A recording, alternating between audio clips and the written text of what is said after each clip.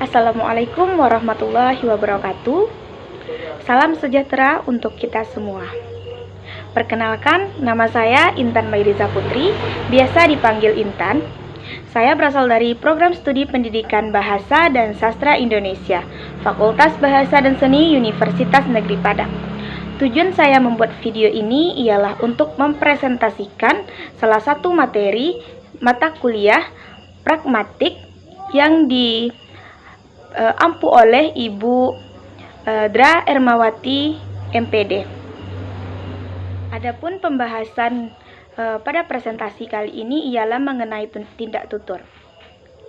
Yang pertama yang akan kita bahas ialah mengenai hakikat dari tindak tutur. Austin dalam bukunya berjudul How to Do Things with Words pertama kali mengemukakan istilah tindak tutur. Austin mengemukakan bahwa aktivitas bertutur tidak hanya terbatas pada penuturan sesuatu, tetapi juga melakukan sesuatu atas dasar tuturan itu. Pendapat Austin ini didukung oleh Searle tahun 2009 dengan mengatakan bahwa unit terkecil komunikasi bukanlah kalimat, melainkan tindakan tertentu seperti membuat pertanyaan, pernyataan, perintah, dan juga permintaan. Selain itu, Searle juga mengemukakan dalam bukunya tahun 2009 bahwa tindak tutur adalah teori yang mencoba mengkaji makna bahasa yang didasarkan pada hubungan tuturan dengan tindakan yang dilakukan oleh penuturnya. Jadi, secara intinya yang dimaksud dengan tindak tutur menurut Searle ini ialah tuturan yang tidak hanya sebatas tuturan saja, tetapi juga mementingkan tindakan yang dilakukan oleh penuturnya. Tindak tutur ini terbagi menjadi 4 jenis. Yang pertama yaitu tindak tutur lokusi. Tindak tutur lokusi ini adalah tindak tutur untuk menyatakan sesuatu. Tindak tutur ini juga dalam bahasa Inggris juga disebut dengan the act of saying something. Sebagai contoh kalimatnya, yang pertama, kucing adalah binatang menyusui. Yang kedua, jari tangan manusia berjumlah 5.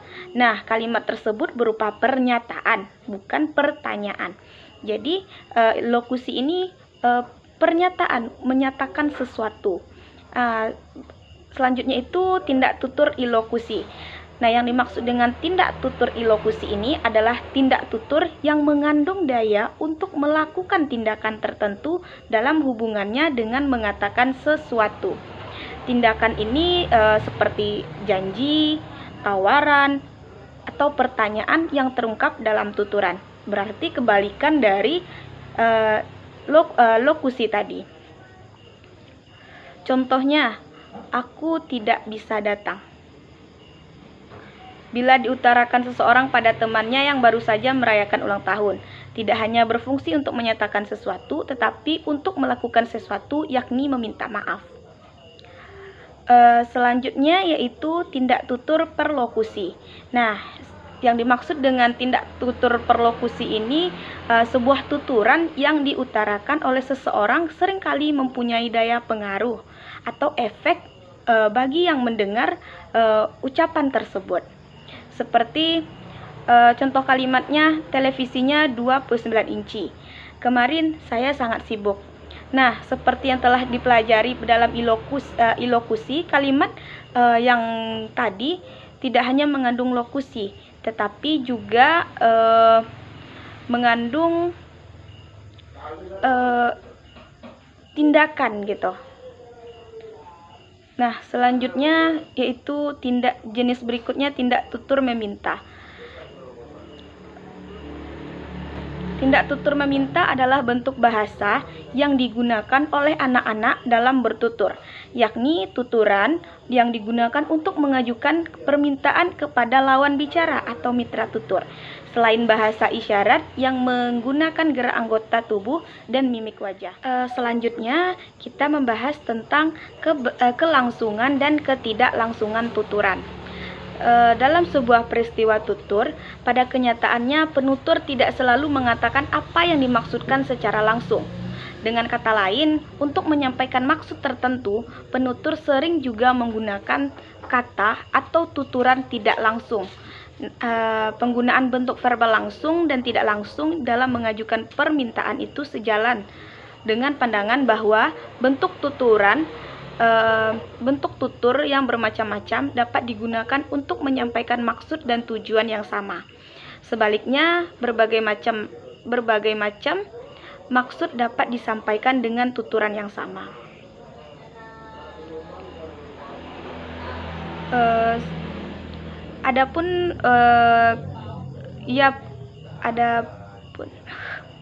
Adapun kelangsungan dan ketidaklangsungan tuturan ini terbagi menjadi beberapa bagian. Yang pertama, tindak tutur literal dan tindak tutur tidak literal.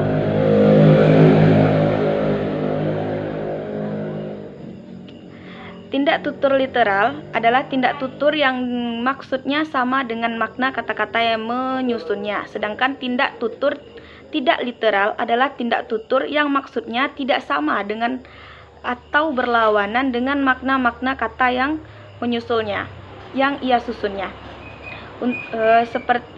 Contohnya, penyanyi itu suaranya merdu. Terus contoh lainnya, suaranya bagus, tapi lebih baik tak usah nyanyi saja. Nah, dua contoh kalimat itu sudah dapat membedakan tindak tutur literal dan tindak tutur tidak literal itu. Yang kedua yaitu tindak tutur langsung literal. Tindak tutur langsung literal adalah tindak tutur yang diutarakan dengan modus tuturan dan makna yang sama dengan maksud pengutaraannya. Maksud memerintah disampaikan dengan kalimat perintah, memberikan dengan kalimat berita, menanyakan sesuatu dengan kalimat tanya, dan lain sebagainya. Contohnya, orang itu sangat bodoh. Nah, selanjutnya contohnya itu tutup mulutmu. Jam berapa sekarang?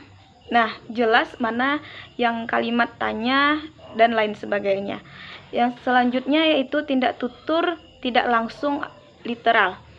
Adapun yang maksud dengan demikian adalah tindak tutur yang diungkapkan dengan modus kalimat yang tidak sesuai dengan maksud pengutaraannya, tetapi makna kata-kata yang menyusunnya sesuai dengan apa yang dimaksud penutur.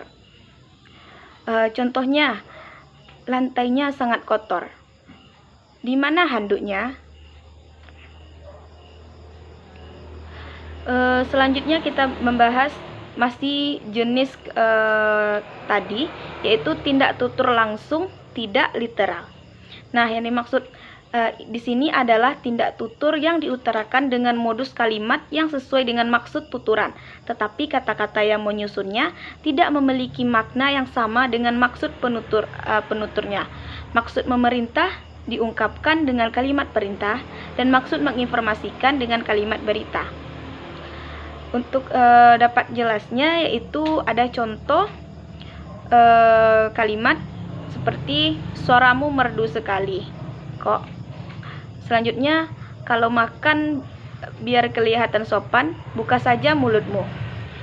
Dengan tindak tutur langsung tidak literal, penutur dalam kalimat pertama memaksudkan bahwa suara lawan tuturnya tidak bagus. Sementara itu, pada kalimat yang contoh kedua tadi, penutur menyuruh bahwa lawan tuturnya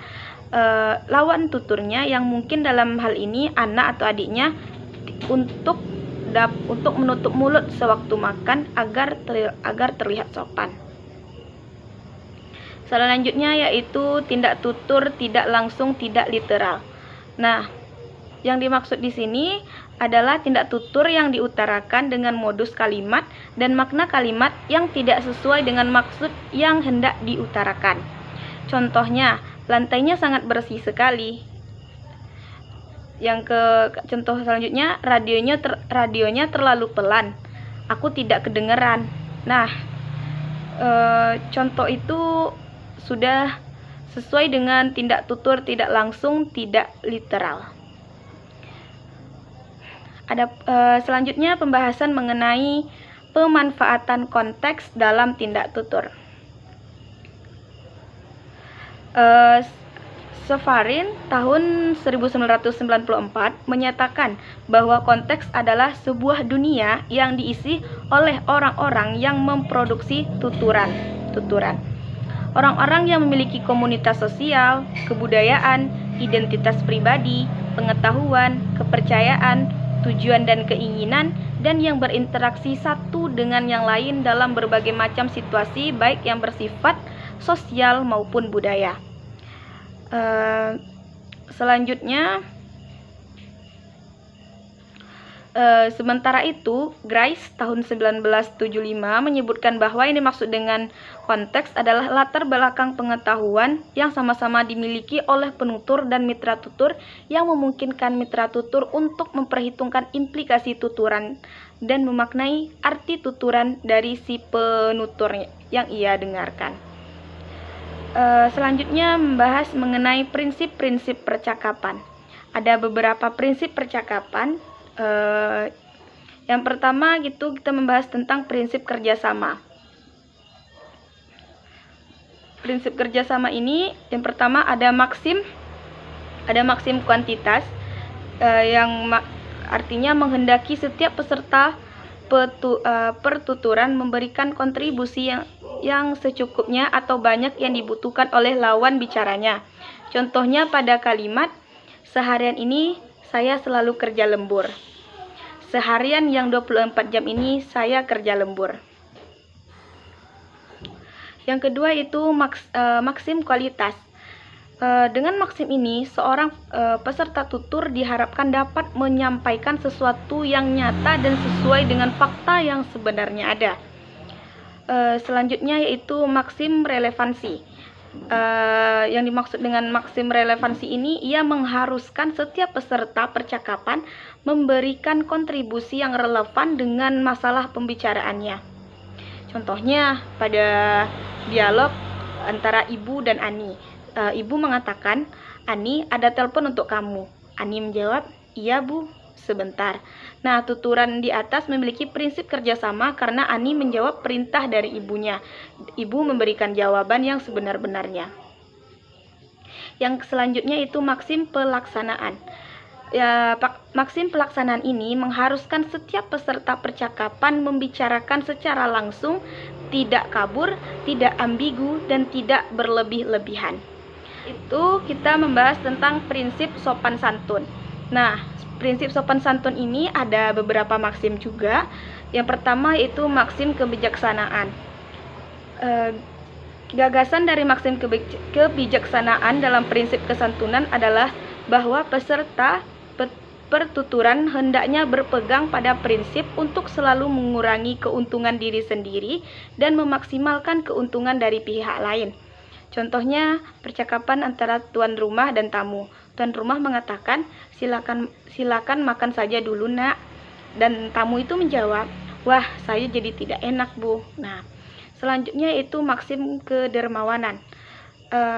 Para peserta tutur diharapkan dapat menghormati orang lain dengan cara mengurangi keuntungan bagi dirinya dan memaksimalkan keuntungan bagi pihak lain.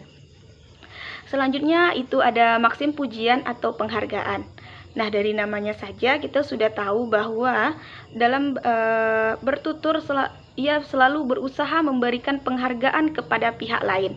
Dengan maksim ini diharapkan agar peserta tutur tidak saling mengejek, mencaci, dan merendahkan pihak lain. Selanjutnya itu maksim kerendahan hati. Pada maksim kerendahan hati ini, peserta tutur diharapkan dapat bersikap rendah hati dengan cara mengurangi pujian terhadap dirinya sendiri, sehingga tidak disebut sebagai orang yang sombong dan congkak hati. Selanjutnya ada maksim pemufakatan atau kesepakatan. Disebut dengan maksim atau disebut juga dengan maksim kecocokan. Nah, dalam maksim ini ditekankan agar peserta tutur dapat saling membina kecocokan atau kemufakatan dalam interaksinya, dalam bertuturnya gitu. Yang selanjutnya itu maksim simpati. Maksim ini mengharapkan agar peserta tutur dapat memaksimalkan sikap simpati antara pihak yang satu dengan pihak yang lain. Kesimpatian dengan pihak lain sering ditunjukkan dengan senyum, anggukan, gandengan tangan, dan lain sebagainya. Nah, setelah selesai kita membahas tentang prinsip kesopanan tadi, kita beralih pada penjelasan mengenai pemerolehan bahasa anak usia TK. Proses anak mulai mengenal komunikasi secara verbal dengan lingkungannya disebut pemerolehan bahasa anak. Nah, pada masa pemerolehan bahasa anak lebih mengarahkan pada fungsi komunikasi daripada bentuk bahasanya. Hal yang dilakukan anak ketika belajar atau memperoleh bahasa menurut Fromkin dan Rothman tahun 1998, yaitu anak belajar memahami kalimat yang belum mereka dengar sebelumnya. Anak-anak selanjutnya menggunakan bahasa secara kreatif dengan aturan fonologis, morfologis, sintaksis, dan semantik. Selain itu, anak juga belajar pragmatik, yaitu penggunaan bahasa secara sosial dengan tepat, atau disebut juga kemampuan komunikatif. Pemerolehan bahasa anak usia 1-5 tahun merupakan proses yang bersifat fisik dan psikis. Secara fisik, kemampuan anak dalam memproduksi kata-kata ditandai oleh perkembangan bibir, lidah, dan gigi mereka yang sedang tumbuh. Pada tahap tertentu, pemerolehan bahasa juga tidak lepas dari kemampuan mendengarkan, melihat, mengartikan simbol-simbol bunyi yang dengan kematangan otaknya. Sedangkan yang dimaksud dengan secara psikis, kemampuan memproduksi kata-kata dan variasi ucapan sangat ditentukan oleh situasi emosional anak saat berlatih mengucapkan kata-kata. Nah, pembahasan berikutnya yaitu mengenai pembelajaran di taman kanak-kanak. Keberhasilan sistem pengajaran bahasa ditentukan oleh tujuan yang realistis, dapat diterima oleh semua pihak, sarana dan organisasi yang baik, intensitas pengajaran yang relatif tinggi, kurikulum dan silabus yang tepat guna. Kurikulum merupakan seperangkat rencana dan pengaturan mengenai tujuan, isi, dan bahan kegiatan atau pembelajaran serta cara yang digunakan sebagai pedoman dalam menyelenggarakan kegiatan pembelajaran untuk mencapai tujuan dari pendidikan. Sedangkan silabus merupakan rencana dan pengaturan kegiatan pembelajaran, pengelolaan kelas, dan lain sebagainya. Untuk aspek berbahasa lebih menekankan pada tujuan membina keterampilan berbahasa secara lisan dan tertulis dengan menggunakan bahasa sebagai alat komunikasi dan sarana pemahaman terhadap iptek. Pandangan ini membawa konsekuensi bahwa pembelajaran bahasa lebih menekankan fungsi bahasa sebagai alat komunikasi dari pembelajaran tentang sistem bahasa. Standar kompetensi yang diharapkan dari pendidikan TK adalah tercapainya tugas-tugas perkembangan secara optimal sesuai dengan standar yang telah dirumuskan. Aspek-aspek perkembangan yang diharapkan untuk dicapai seperti meliputi aspek moral dan nilai-nilai agama, selanjutnya sosial, emosional, kemandirian, berbahasa, kognitif, fisik, motorik, dan juga seni. Sekian yang dapat saya sampaikan. Terima kasih. Salah dan kurangnya saya mohon maaf. Saya tutup dengan membacakan wabillahi taufik wal hidayah. Wassalamualaikum warahmatullahi wabarakatuh.